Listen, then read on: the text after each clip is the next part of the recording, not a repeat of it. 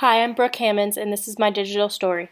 I am 19 years old with 8 other sisters and 4 brothers, none of which are full blood.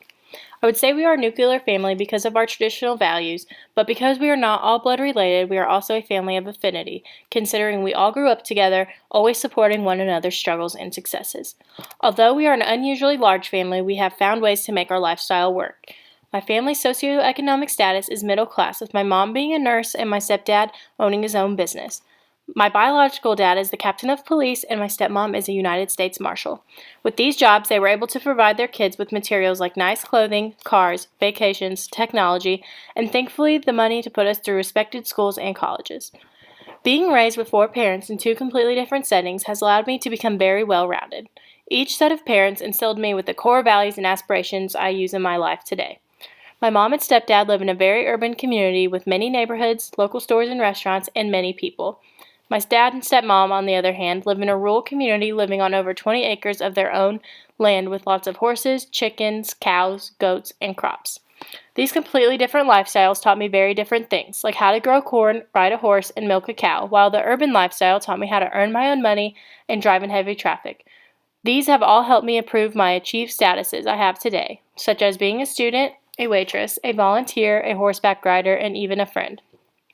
The functionalist theory says that a division between roles helps maintain stability in a family. My family is definitely like this, where my mom cooks and cleans while my stepdad works on the yard and does physical labor, although they both do have jobs. My mom, my sisters, and I have the expressiveness worldview where we are more likely to wear our emotions on our sleeves than my stepdad and my real dad and my brothers. Because they aren't ones to show their emotions, the girls in our family often look towards and react to each other's emotions. The males in my family show more instrumentality, being more goal-oriented. They show this by encouraging each other to join certain teams or groups where they can win and receive instant gratification. Growing up, I followed the typical gender roles of a girl, such as playing with Barbies and playing dress-up. These were the roles my parents had influenced me to do since I was very little. However, my older sister deviated from these norms and roles and grew up playing on boys' baseball and basketball teams, and also playing with Teenage Mutant Ninja Turtles.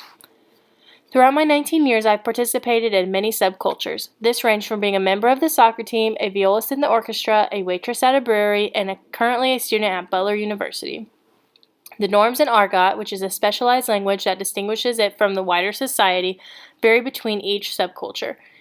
For example, in the orchestra, I was always held together, polite, and always dressed in nice clothing, while being on the soccer team allowed me to let loose, dress down, and talk and laugh in a casual way with my friends. Being a part of these subcultures created many role conflicts. For example, being on the soccer team meant spending more time practicing or traveling for games than studying. Because I wanted to play soccer but still be a good student, I had come up with a solution for this problem. I would constantly bring my school books and other school materials on the bus and to games and do any homework or studying I could in my downtime. My family has definitely had the biggest influence on shaping me as a person. They are the people I've learned my religion and morals from, like not to discriminate against race or gender and to always respect my elders. However, my friends, peers, and media have had the most influence on my self-image.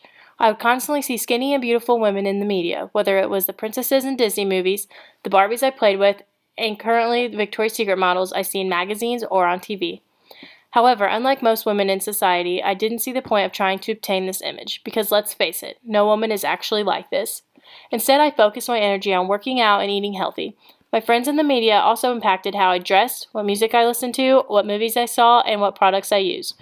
Media also allowed for me to believe in some stereotypes. There would always be that dumb blonde in a movie or that smart foreign kid.